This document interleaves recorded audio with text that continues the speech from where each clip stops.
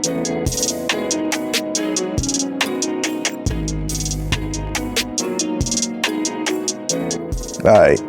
right, and we are back. This is the Common Knowledge Podcast. Sitting right across from me, you got No Idols, aka No ID, Mr. Integrity, the man to get the job done and make sure that it's done right.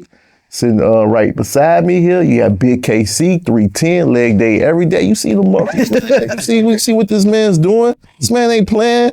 You seen his YouTube page, you seen his Facebook page. He ain't playing with nobody. KC Entertainment, check out the music. And you got your host, Ken the Analyst. Man, I'm just trying to make it happen, sell some dolls, get the bread up. And this is the Common Knowledge Podcast. How y'all? Yeah, man. You know, I'm working on a little side hustle. Oh. But just be on the lookout. Tapping into being an entrepreneur. I know, right? How y'all feeling? I'm glad to be here again. It's been a minute, man. Yeah, one day at a time, man. One day at a time. And punching something crazy. You know what I mean? Think about that. Whatever. You know, we had some conversation. We had some conversation off the mic. Yeah. We had some conversation off the mic, but it's cool. I'm not talking about that. I'm punching something. Think about that. Oh man, but I'm good, man. Shout out to the family. You know, I just came back from Gallatin, Tennessee. Spent some time with the cousins. That was amazing. You know, they're definitely locked in. Cuz, I got you. I'm gonna get them pictures to you as soon as I can, man. Just give me some time. Hopefully before this airs. I know, right? Right. Other than that, man, I miss y'all. Oh yeah, I miss y'all. Like we it's been a minute since we was locked in. Like since we've been together like this and everything. I'll just be thinking about what's gonna like when we get here and everything. I'll be bored, man. Yeah. I'm bored. But yeah, this our camaraderie. I don't take it for granted. Yeah. Yeah, for sure. But other than that, we got Bill Cosby back in the news again. Ended up losing another lawsuit.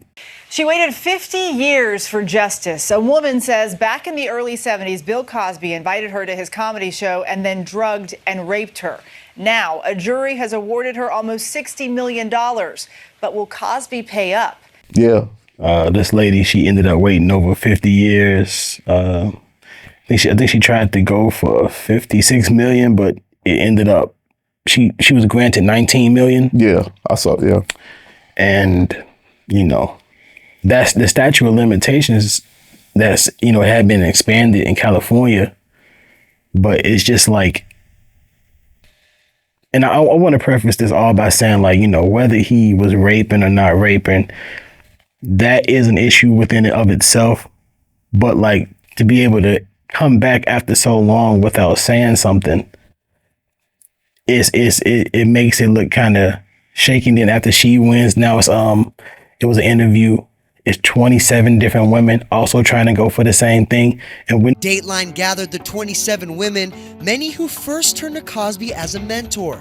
Barbara Bowman was one of the first accusers to go public. An aspiring actress in the 80s, Barbara recounts a night Cosby invited her over to his home for a scripting session. We're not going after criminal, we're just going after civil. So we just want the money. Yeah. Yeah, most of these women, they not even getting 1 million over their whole life for that coochie.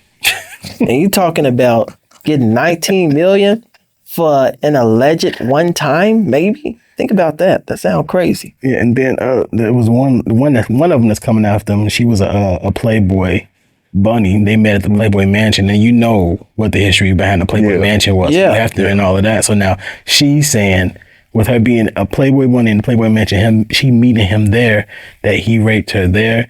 And then in her interview, she's like, "Oh, I just want to leave a legacy for my family." Yeah. So they look cash grab. Yeah, it's just as a money play. Did you read her story? Like what she said happened? Which one, the Playboy bunny? No, the one that won the 19 mil and everything. What was her name? I think it's Jason or something like that. But did you Dynamite singer? Yeah. Did you I messed that completely up. Did you did you read her story a little bit? Like what happened? They all saying that they got drugged. So that part, right? So I read a little bit of her story, and pretty much what she says is he picked her up to bring her to one of his shows. he gave her some wine and he gave her a pill, and she thought the pill was aspirin. And after that, she had no conscious memory. It's a cash grab on the black man. It's destroying his legacy. Is no toxicology reports that could be got. Is no rape kits that could be, that they could use to get real proof that this happened.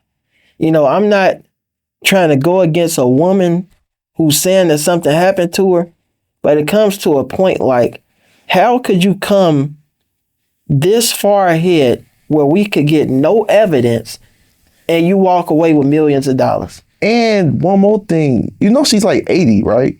They both. Yeah. Bill Cosby's 88. He ain't even in his right mind. You asking a man about some stuff from when he was 40 years old, maybe 30, 40 years old, and he 80, he can't even remember how to piss right. Yeah.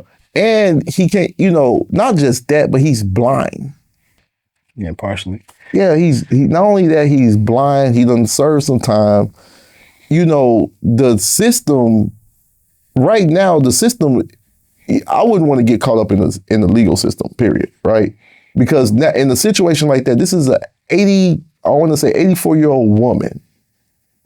Like, she have no memory of interactions.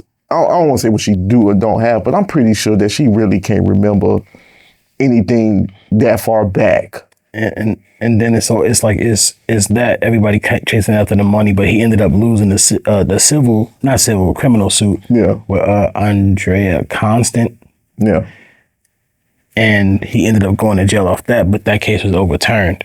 So they ended up overturning that because he was they kind of tricked him. Yeah. So they were saying that he didn't have his due process because he was tricked. Yeah. So that was overturned. The disgraced comedian has been released from prison after Pennsylvania's highest court overturned his conviction. Cosby walked out a free man this afternoon after serving 2 years following his conviction in 2018 for drugging and molesting former Temple University women's basketball coach Andrea Constant. Andrea Constant strode into court today, standing tall in a conservative pantsuit. Inside, she faced a grilling from Bill Cosby's defense team. Cosby's lawyer spent a lot of time going over Constant's history with the entertainer, pointing out that they enjoyed a long friendship before the alleged sexual assault took place. There were dinners at Cosby's house in front of a roaring fire, late-night movies, and soccer games together. They even had a dinner date at a casino in Connecticut where she spent time in his hotel room lounging on the bed with him. But Constant testified that she made it clear she was not interested in a romantic relationship with Cosby. His lawyer produced Andrea Constant's phone records, showing that she called the TV legend numerous times in February 2004, around the same period when she says she was drugged and sexually assaulted. She even called him on Valentine's Day twice. "You know Mr. Cosby is married, right?" the attorney asked Constant. "Yes," she replied. But like when I was looking into that back then, how they met, she was brought to Bill Cosby, and then he ended up falling for that trap. And then 50 years later, he's sued for that. And I was like, it's just if all we need is somebody's word, and we acting like a woman being a woman can't be malicious. Yeah. Anybody can say anything about anybody. Yeah. Right? Like somebody could just say, hey, like without no pictures of me with them or anything, they could be like, he raped me or this or that, and without even not even a picture of us together. But to go back, pretty much, there's a lot of women out here, they know the power and they know the level of damage they can do to a person by making them allegations, and they'll weaponize it. Like, there are certain women out here that feel like, if you trick them out their panties, technically that's great and everything. So even with this Bill Cosby case and how 20 more women came out after, and the way the system is now, it's like now everybody around him is just ripping him off.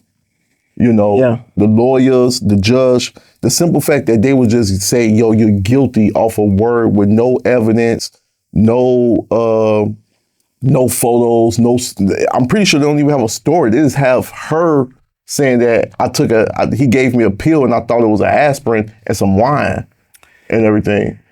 And it's like the way that court cases work, they set off precedent. So like whatever happened before is more than likely to happen again. So if they let this woman win with no evidence, and so like whoever comes after, they're gonna win for sure, because you can't tell them no then tell her yes. Yeah. And they have the same amount of evidence, which is none. Yeah. So they only with these women that y'all talking about, they only have proof that they was in the same room. That's it. They don't even have that. I don't think. It's just word. Like the first one that he went to jail for, it was proof that they was together.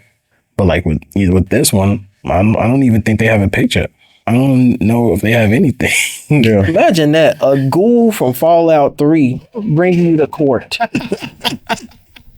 He raped me. It's crazy. That's real. Cause she looked like a ghoul. Like they look like they skin and stuff is falling off. Yeah. Disgusting. Yeah. And other than that, I wanted to play something from this interview that I came across and everything. And like it's kind of like the same scenario. And it's like when you in this world, in this thing, especially when you got money and everything, a lot of people don't realize that women are extremely dangerous once you get into this. Whether you got money or not, a woman is very dangerous. A woman could come up, just because you won't give a woman a relationship, she could try to get you put in jail. I was in a situation similar to that. A woman, if you don't give them what they want, they could ruin your life. So, yeah, that's real stuff. But I'm finna play this this little piece that I from this interview I saw. Give me 1 second. Let me just get to it. And everything. I do all this pre-stuff just to still have to. All right. Okay. All right. What did you learn going through that? Never work with women. Oh, come on. There's truth in every joke. But it's a sad truth. Like I will never be alone in a room with a woman that I work with, like ever again. What? It's too risky. That case was dismissed twice in 2 different states. And there's hardly no mention of it online. When that case was brought up, it was on every single blog, every single front page. And I lost so many brand deals, relationships off of a story that was not even slightly believable. She said I sacrificed a goat in a sexual ritual. All people read with the headline, right? And that's all it takes to lose everything. That's a crazy concept. I lost millions of dollars off of an arbitrary story that some woman told.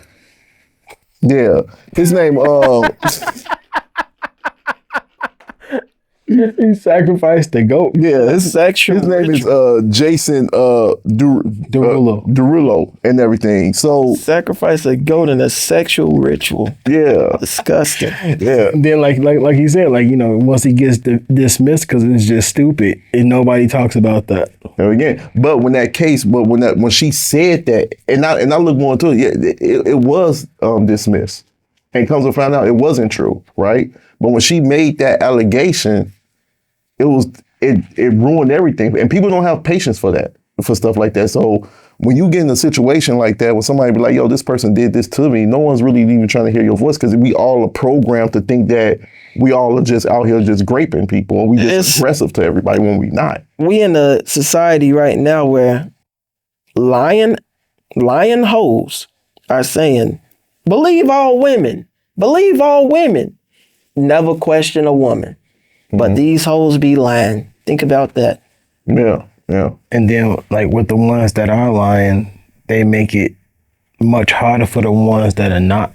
So like if we just seeing false allegation after false allegation and somebody come with a real allegation that we looking at it with a certain amount of skepticism. Yeah. I feel like the only way to really deal with that is if you come with no evidence and it finds out, like, it should be a penalty for lying. Yeah. You should, like really like 20 years in prison for being a liar. Because we don't deal with liars. Because then, like, once we get that out the way, so then everybody knows that it's a consequence behind them saying something, that would even make it even easier for us if something really is happening, so we can get to the root of it. The sad part is a lot of women that are actually going through assault, sexual assault and stuff like that, they don't speak out because of women like this, because they don't want their serious situation being seen as a joke, or that they don't want people to be able to question what they really going through, and that's sad. So if you are going through something like that, speak out. But for the people that's lying, shut up. It's not making sense. It's like, why ruin somebody's life? Why ruin their reputation based upon lies? It just don't make sense. Well, it do make sense though. You can get 19. You say Pill Cosby dropped something in your drink, you get 19 million. It's a no-brainer. 27 different women going down the same route trying to see what they can get.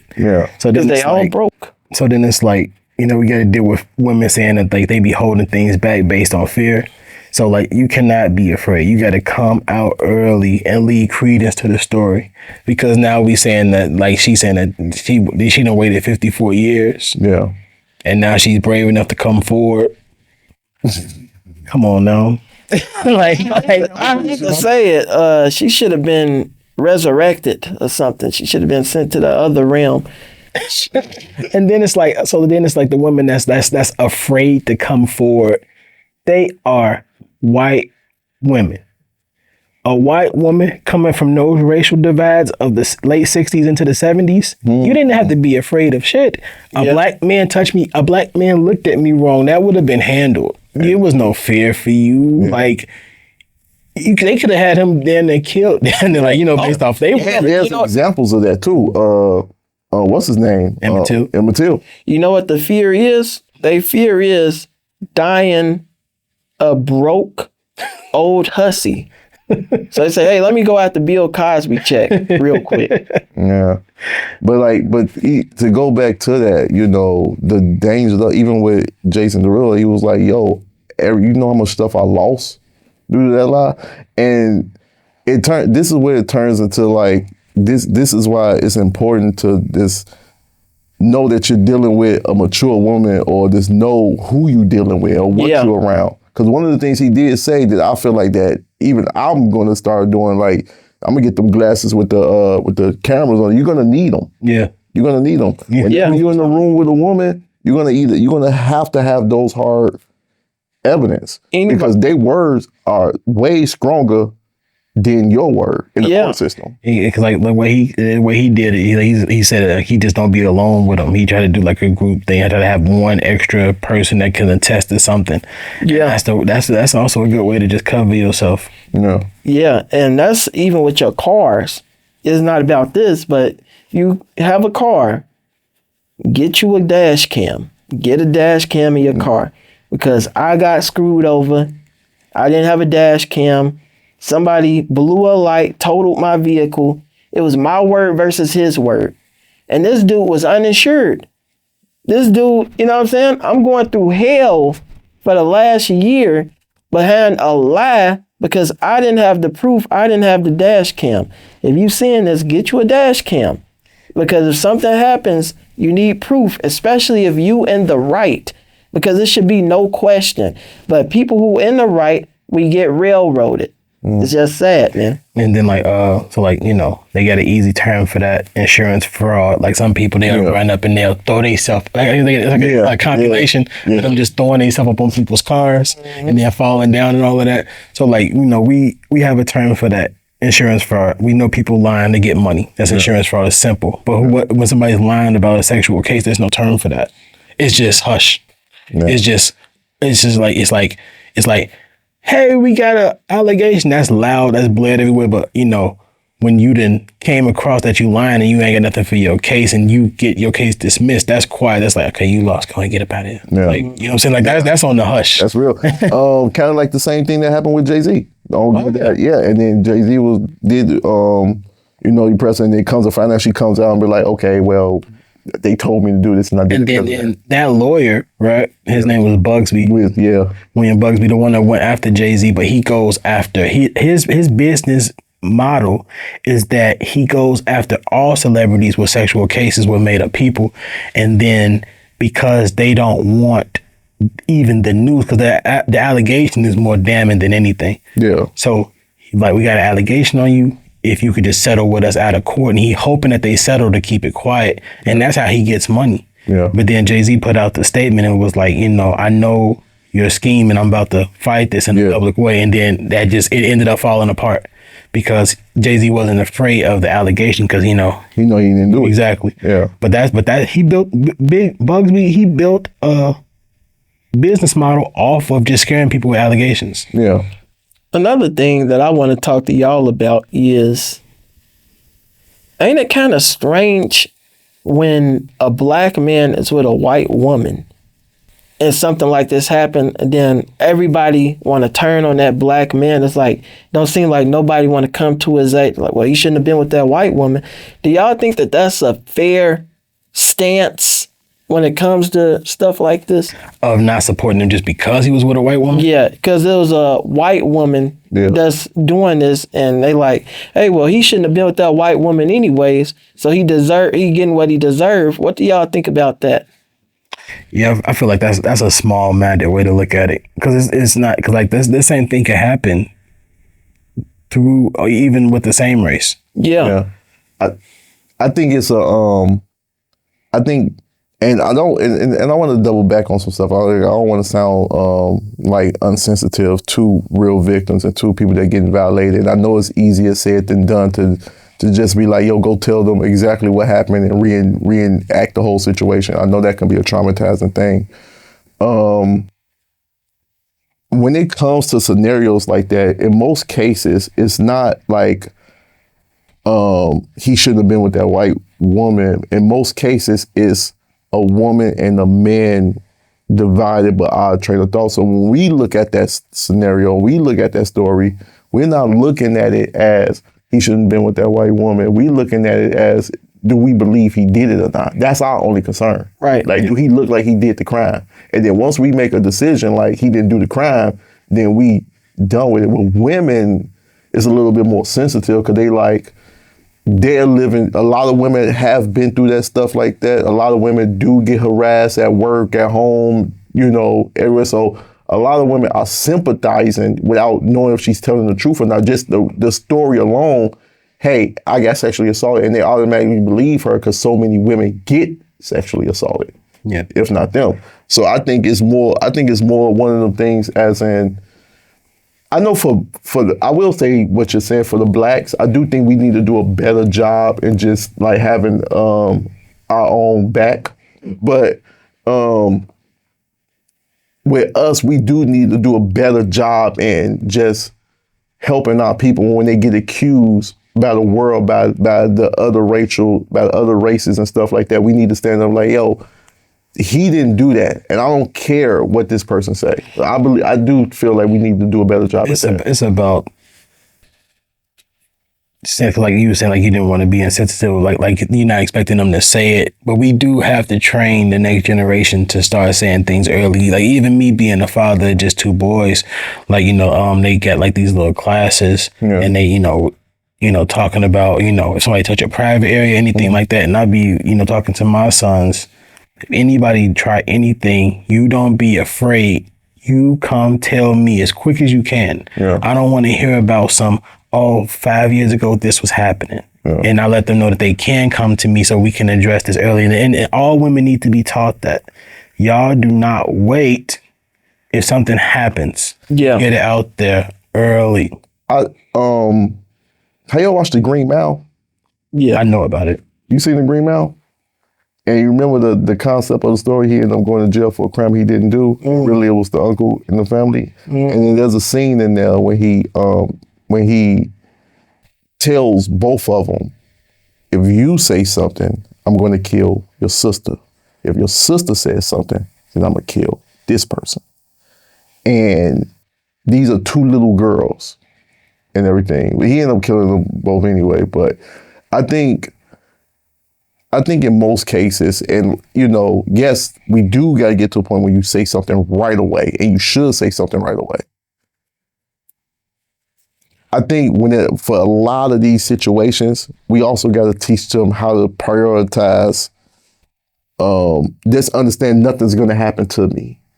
So don't believe when a person tell you that if I'm going to kill your whole family, because in some cases, when they don't talk, it's usually because there's a barrier there. So they looking at you like, I don't want nothing to happen to my dad, or I don't want nothing to happen to my mother. And he said he can do this, and he's playing these mental games, coming around acting like he's friendly and stuff like that. But he's close enough to do so. That it's a cycle. It's a psych thing. But it's a mental thing. The thing about that is sometimes it is serious, and they won't tell because that dude will take their life.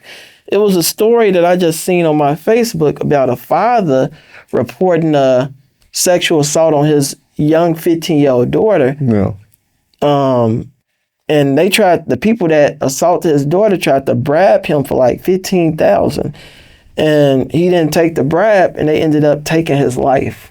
So, some people, they will go all the way through with it. They say, if you open your mouth, I'm going to do this to you. And they mean it. So at some point, it's like, what are you supposed to do under these circumstances? But a lot of these people that are getting told on a finger pointed at them, they not really violating anybody. Yeah. And ain't it kind of strange that Bill Cosby, out of all people, the PG comedian, the one that didn't believe in cursing, the one who talked to all the other comedians about they cursing, saying, hey, you should cut the cursing out. He getting the fingers pointed at him as being a assaulter. It's crazy. Yeah. And then, so of course, the Epstein files keep coming up, but we have hundreds and hundreds of pages and notes and letters and all of these pictures and everything of actual assault happening. And that's not being addressed at all. So that's actual circumstantial evidence that we actually have proof of people doing stuff, and they won't be tried because of who they are. But you could come with no picture, no DNA, no nothing, and get $19 million from Bill Cosby. And you also gotta think about the race dynamic, right? When you think of Epstein, he was a rich white person. So he's being protected by all the other rich white people that was involved.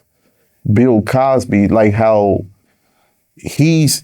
I don't know if the same reaction come out the same if she's black. I don't know if the court system treated the same if she's black. I think it's more of a fight if she's black. But you gotta think we're in their ecosystem. It's a white woman and there's a white judge, there's white lawyers. No one's trying to hear what he's trying to say, whether it's true or not. And that does play a factor. I don't know who was in the court, and I don't know jury and all that stuff. If it was a black judge, I hope, then you should be ashamed of yourself. But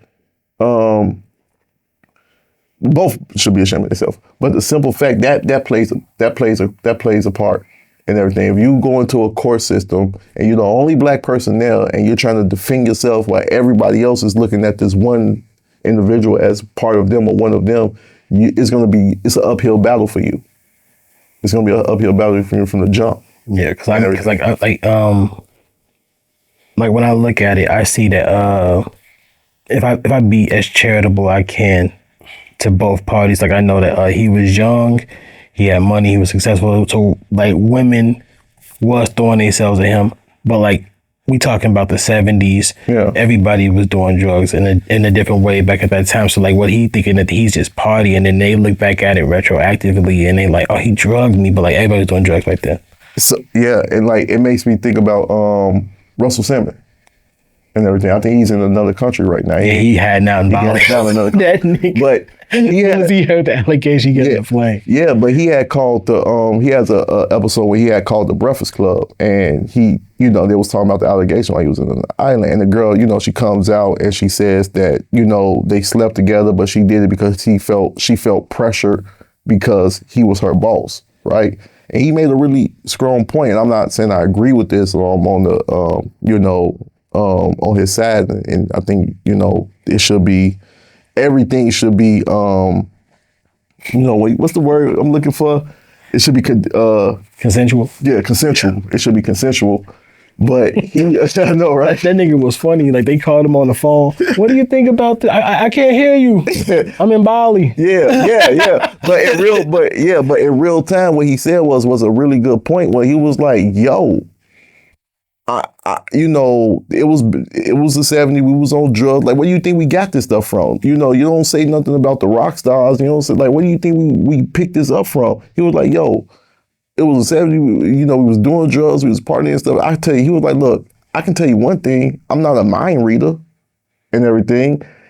I didn't." He was like, If I came in and you start kissing me and I kiss you and you kiss me back, I'm thinking it's consensual. Yeah. I'm not thinking that you're doing this because I'm your boss and everything." So I was like, and that's also a thing. Like, when you dating with a girl or you working over, it's a lot of implied consent. Yeah. So like, it may be a hand on the thigh, you may move in or something like that. And so like you feeling like everything is okay, but it's never been like, is it okay if I touch you?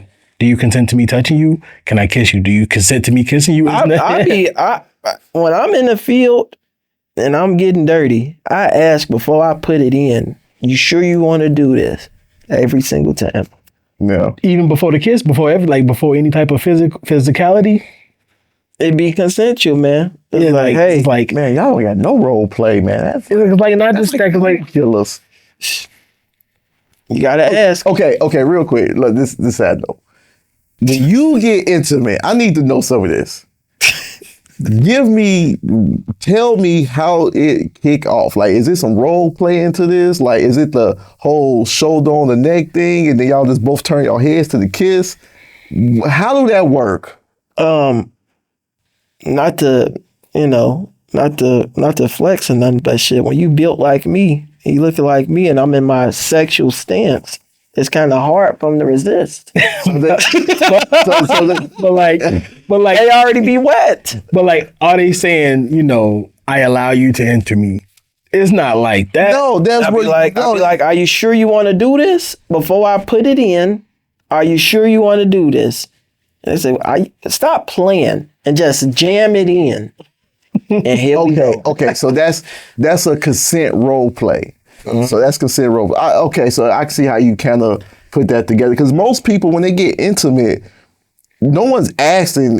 Like the consent is the kiss back. The consent is the hug. The consent is implied. The consent is before we even get in that bedroom. I'm talking about it beforehand. Like, hey, I'm trying to do this.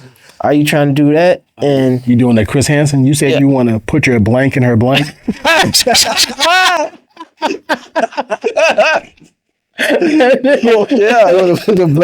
the blank. All right. Chris Hansen's killing me with this shit. Yeah, we talk about it beforehand, and it's already known what we trying to do. Yeah. You want to know something? I can see how the lines get blurred, and more people should probably. There was this episode. I've been watching. I don't watch the whole series of Black Mirror, and there was this one episode where, when people they go on this date, and they can tell how long they can be together, right? So it'll be like, okay, you two gonna be a match for 3 hours. And everything. So they'll go to the room, and before they do anything, they both have to consent. So it's like, I consent, and then they can go crazy. But living in the world that we live in, and now I'm thinking back, how that can be, how the line can get gray a little bit, or how things can get screwed a little bit. Some people just falls under pressure. And they don't know how to just stand up for themselves. But so some women may just be like, I really don't want to do this, but by you being so muscular and scary. I don't be scared. Get your fast out of here. They just be like, all right, take me. No, it don't be like that. But yeah. What happens to the average man? The average man, me, you, we run into some money in the future. We, let's say, hypothetically, people was dirty in the past. They got an abundance of women that they slept with. Who's to say that this person from when I was broke as hell won't come back and say, hey, he did this and try to get some of my future wealth? You need to try to deduct from that poorness when I was giving that poor dick out. Think about that. Yeah, because funny enough, me and my a close friend of mine having this conversation, and I was like, it was like Bill Cosby is guilty all the way, and I was just like, you're not taking into the account that this person might be wanting some money. So like, if I don't have any sexual allegations on me right now, because you know that I don't have no, because you think you know my character. If I get $100 million now, I got 10 of them. Would you be like, maybe it's something to do with the money, or would it be like, oh, I knew he was a creep the whole time? Yeah. Right. Because it's like people are ignoring the cash grab of it. Yeah.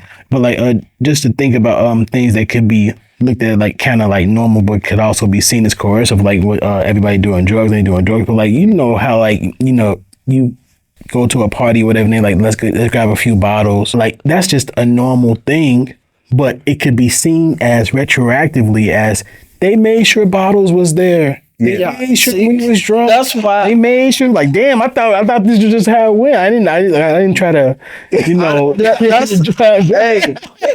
that's why I this is part of the system. Yeah, I don't believe in sleeping with drunk people. People under the influence of any type of drugs, any type of alcohol. They on any type of pain pills. Even I broke my hip. All right, we ain't having sex then till this get fixed. Cause I can't have you out of your man where you can say that I did something to you, and you wasn't your right man. And yeah, my bad, bro. Yeah, I'm just saying like, but like that's what it is. But like, a kickback with girls and alcohol that's just how things was back in the day when we was coming up. You gotta have a bottle there. It's the problem is, and when you because I'm the same way, Casey. Like, I don't sleep with. At one point, I ain't even really talk to people that drink. Yeah. But but I don't do the whole let's get some drink and then I don't do that at all, because the problem with that is people black out. People drink until they black out. People will be waking up and having no memory of what just happened, or just wake up and look at like, yo, did we do it? And now when you get hit with that, like, did we do it? And you're like, well, yeah. And she's like, well, I didn't listen to that. You're like, what? But you gonna know, because that whiskey dick, it ain't coming. Think about that. You gonna remember that. Man, we ain't gonna never get the PG. Man. But like you talk a lot about like your heydays, the club popping days. Yeah. You in a club, we got the bar there, alcohol being sold there, girls drinking there. Yeah. So it's like, how do you make sure you're not talking to a drunk girl at the club? To be honest with you, because there's a lot of girls in there that don't do. They're just in there just shaking their butts and stuff like that. There's a lot of people like when you think about the club part and everything, it's a mixture and everything. So you got the people that do drink, you got the people that don't drink, and like, so me, I just went after the ones that didn't drink, and then I'm smelling their breath, and then I'm just it's almost like you're doing the drunk test. And everything. But girls all you was a creep.